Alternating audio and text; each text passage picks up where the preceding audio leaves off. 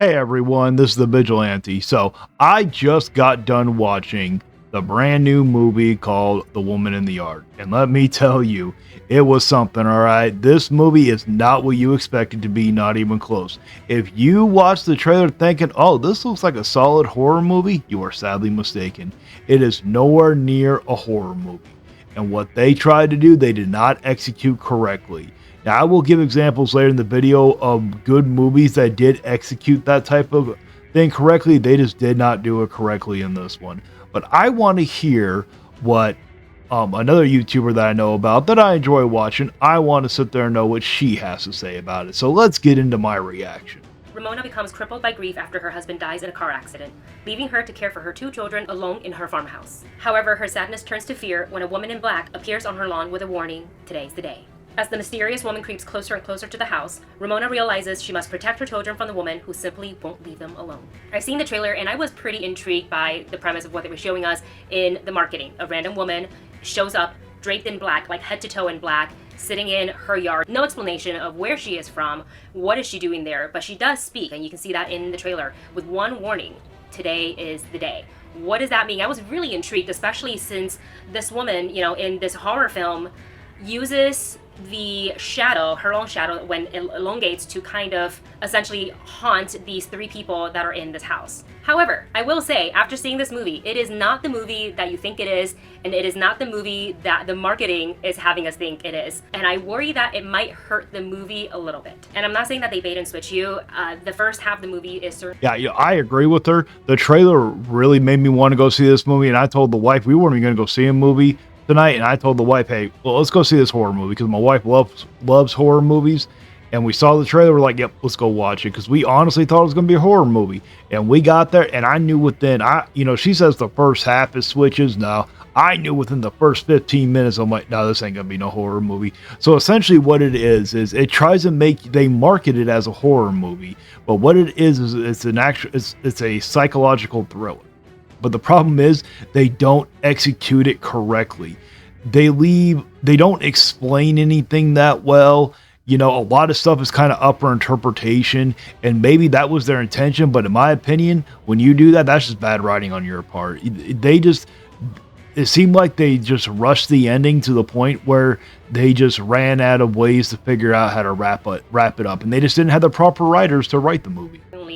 Rooted in horror. There were definitely parts where I was covering my eyes. Like I was saying earlier, the woman in the yard uses the shadow as a way to kind of lengthen her reach into the house, and she, with the shadow, is physically able to not just touch objects, but she can also touch the humans inside this house, which makes it really frightening, and it leaves everybody essentially like, how do you beat a shadow, right? So you can't create light, because light creates shadow. So you're essentially having to fight this entity in the dark, which I feel like is so clever, because a lot of horror that we know, we associate that with the dark, because the dark is scary. You don't know what is coming, where the scary thing is, and that sort of amplified my anxiety during those scenes. And I thought that the movie, starting out, did a really good job kind of laying the basis of the situation that these three people are in. We have Ramona, the woman who is mourning her husband after a tragic accident, and her two children who are also in mourning, but you also see the dynamic has completely changed because of this tragic accident. Hey, I'm glad that she got scared. I went in thinking it was going to be scary. I went in thinking my wife was going to be covering up her eyes, using me to protect her or something, and no. None of that. None of us got scared. Because to me, the movie was so predictable. You were able to tell what was going to happen. It tried to do some jump scares, but in my opinion, it didn't execute it correctly. So Ramona isn't really able to, physically, she is also hurt. Emotionally, mentally, she's not there, and she is not ready to kind of return to being a human, because she is so weighed down by her grief. So you see that dynamic change where you can tell that she's had a good relationship with her kids, but this accident changes everything, and now she has outbursts. She is angry and she is sad, and the kids, and even Ramona herself, don't really know how to sort of live with that. Which brings me to the second half of the movie, and where I was talking about, it's not what I was expecting. There's so much mystery shrouded around who this woman is. why is she there? Why is she saying these certain things to Ramona? And she, in the movie, seems to know about the situation, about the accident, about the dynamic and the relationship between Ramona and her kids after the accident. And things got pretty scary and intense once the woman's shadow was able to reach the house, and that's when a lot of havoc was happening. But aside from that, we also kind of saw this other element that I wasn't expecting, which was reflections within the mirror. You know, I know she's trying not to give out any spoilers, but you know, like at first you're wondering who the woman is, but you quickly realize that it's all in the woman's mind because they kind of let it go in this one scene where she does something, and then it shows like, oh, it didn't actually happen. And you know that it isn't because the woman is playing tricks on her mind. You know that it's actually in the woman's mind. So you have a feeling that the woman there actually isn't in her mind, but you don't really understand it until towards the end, and then they finally do tell you who that woman really is. But to me, they just didn't execute it correctly. See, if you want to go from like a movie what you think it will be, like, here, I'll use this one. This is probably the best psychological thriller you will ever see, in my opinion, which is High Tension. Go see that one. There's a remake of it in 2003. Yes, you are going to have to read subtitles, but trust me, it is worth it because you will not guess what's going to happen.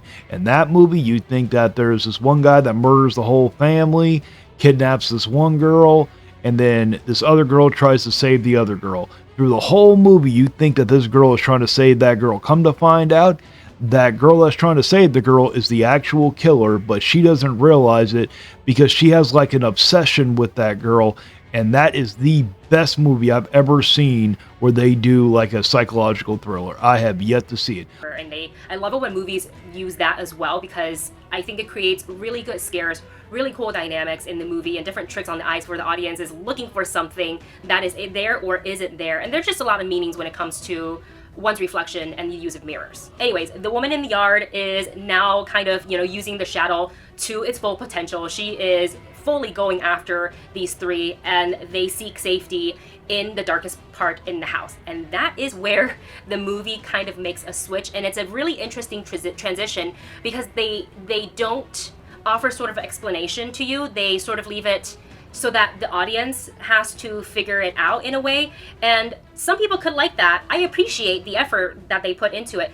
It's just very abrupt because suddenly it feels like you are no longer really watching a horror movie. Now it's kind of taking a turn into more of a psychological film, which again, I don't mind because that is also very interesting and really good. But that transition was a little rough. Like, I kind of leaned back in my chair and I thought, oh, that's an interesting. Like, the part that she's talking about actually is the best part of the movie when they try to make it as dark as possible and they're all hiding in the dark, which when you think of a horror movie, you don't think of that, so that was a really good aspect. But to me, they just didn't do enough with it. It wasn't scary. Like, at least in my opinion, it wasn't scary. I wasn't scared. My wife wasn't scared. There was one other person that was there also. He said he wasn't scared, and he was disappointed with the movie also. Now, I will say, I do think this movie is way better than Mickey 17. Hands down, this movie is way better than Mickey 17, because at least we actually finished watching the movie.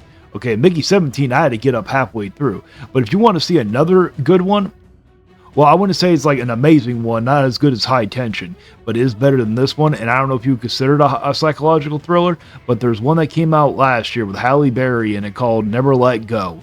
And that movie, you're wondering if everything going on is in the mom's head or what's going on. You really don't know. That movie is an excellent movie also, because to this day, I still don't know that. I still don't understand the ending. The ending still makes me wonder what actually really happened. Was it real or not? With the marketing of it, it's set up for a horror film.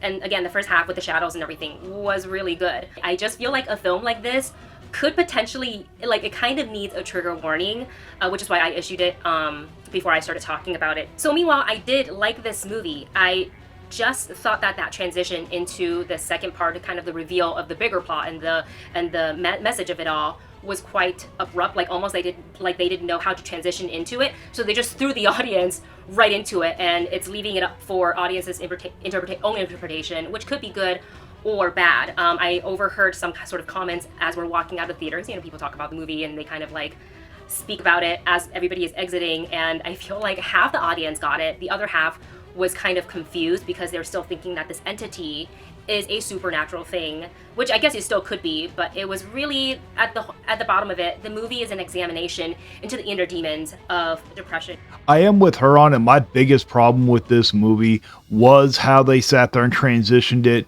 from trying to be a horror movie into a psychological thriller type movie, or just a psychological movie, because technically no one really gets killed, because you don't know if anybody gets killed. That's the thing. At the end of the movie, so I will, because I cut it out, but I will give a little bit of a disclaimer, or not a disclaimer, I mean a trigger warning. It does dive into like some self-harm type things, or self-elimination type things. I can't actually sit there and say it because YouTube don't like it. And I don't think that is going to catch on. I don't think that a lot of people are going to enjoy that part and how the ending happens, because you don't know, what's supposed to lead up to. And I personally will think of it one way, another person will take it. I think that they did that on purpose, because I think they knew if they did the ending that they wanted to do, they would have gotten so scrutinized for it. So I would heavily advise, if you are not into that kind of stuff, you cannot handle seeing that kind of stuff, I would not recommend you to watch this movie whatsoever.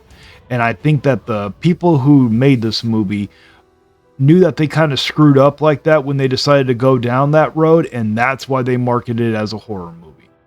Grief, guilt, and how that could lead to self-harm or a self-exit. So I enjoy the performances. I enjoy the cinematography of it too, especially, using light and reflection and mirrors and shadow as a scare tactic. I thought a lot of it was really effective. I thought the performances were really, really solid. I think my main issue with it is the second half of the movie and the transition of it all. And I think it's going to leave a lot of people scratching their head than I like to think, but I don't know. I think they left it very open-ended without giving too much away. So you can go and see it for yourself if you're okay with that. I am going to go ahead and rate this movie a matinee. So with that said, I do agree with her about the whole transition part, but also for me, it's the ending. I did not like the ending, because like she said, like I said, it's left up to interpretation, and I don't go to watch movies to make me think like that, leave stuff up for interpretation.